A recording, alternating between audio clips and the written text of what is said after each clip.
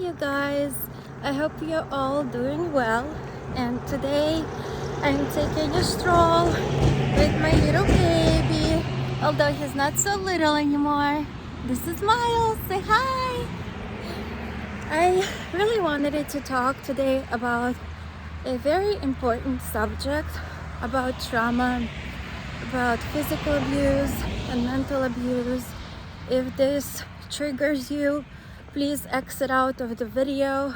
And I'm gonna go ahead and start. I want to provide you with my personal experience with trauma. Unfortunately, I was severely abused as a child. I was abused physically and mentally. My parents have done unspeakable things to me. I am surprised that I'm still alive and breathing and happy, and I want to spread awareness and coping healthy skills. So I will start with my personal story. I lost my mom and my dad at a very young age.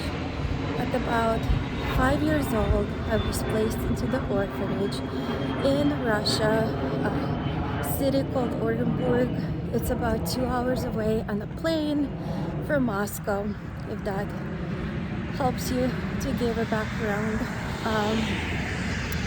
In the orphanage, I would go on and off between living in the orphanage and staying with my aunt, who is a sister to my father. My aunt had a good life. She was married, she had a beautiful home, she has a daughter, and she has a son. And they're older than me. They were in their young 20s when I stayed there. And quite often they were gone working or with a boyfriend or girlfriend. And unfortunately in Russia, abuse is okay, whether it's physical or mental, and people do not get in trouble for it. At least it was this way when I was there. I hope that laws have changed and improved, and now it's okay to do. It's not okay to do it. So when I stayed at my aunt's house, I loved being there because she was the closest to family that I had. And one day I actually asked her if I could call her my mom, because I really wanted to have parents. You know, when I fell down and scraped my knee, I didn't have anybody to give me a kiss and hug me and say everything will be okay.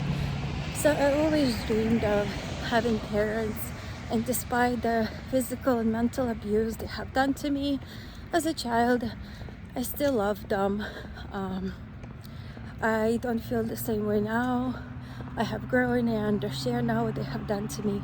So I was staying temporarily at my aunt's house, I think like on a spring break or something like that.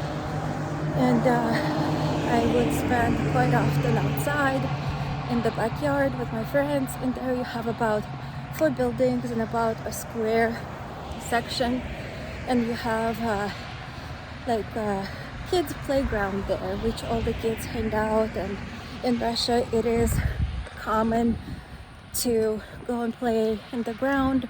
Your parents, or in my case my aunt, she could easily see me from the window. I wasn't allowed to leave the playground, but I was allowed to play in the playground. And of course I would always come in and check in that I'm okay, or get some food, and then I would go back out and play. So when I misbehaved in my aunt's eyes, I would get punished. She would get a belt, whether it was thick or small. She would hit me with the belt anywhere that she could, whether it was my head, my face, my arms, you know.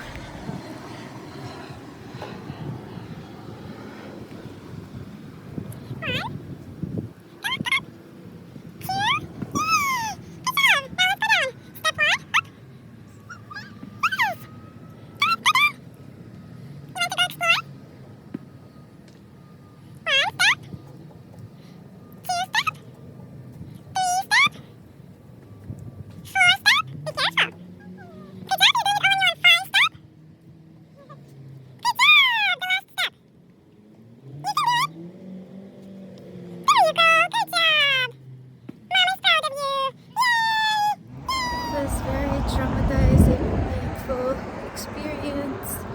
I don't wish this upon anybody. So I had to learn coping skills as a young adult because unfortunately it did affect me, and I wanted it to heal. I wanted to take the good path, and one of the things I've done is go to therapy. That really helped me. I went to therapy for many years. I would highly recommend going to therapy and opening up about your experience, no matter how difficult it is. And I cried, and I laughed. And it's important to open up and say the truth. The therapist doesn't judge you. They won't tell anybody. Everything is private and confidential. So I highly recommend therapy, and you can try out a few therapists. So if you found one and you felt like she or he wasn't the one, don't give up. Just go ahead and find another one. And nowadays, if you're super busy, working, have family and children, it's nice thing that now you can do a video call with the therapist. You don't even need to leave your house. So that's very cool. Another tool that helped me was to do yoga mind and body connection. You can do yoga slow flow or more intense flow. I personally like the slow flow. It would help me to get rid of the tension in my body and connect my body with my mind. So I highly recommend that. And again, you don't have to go to physical yoga class. However, I do like it because you get to meet other people, and it's just nice atmosphere. You can also take it at home, have like a YouTube it for free, or sign up for Beachbody or even Peloton. There's so many different healthy ways to do yoga for free or to pay for it. Another coping skill that I used and I loved is to close your eyes and imagine your safe place. Let's say it's at the beach on a sunny day, and you can feel the weather blowing through your body, and you can hear the birds and the sand. Just imagine a safe place, and that will get your mind away from a stressful situation into peaceness. I hope these coping skills have helped you. I can open up to you more about my trauma and my abuse and how I healed from it. I hope this is helpful to you, and I'll see you guys next time. Have a lovely day. Bye bye.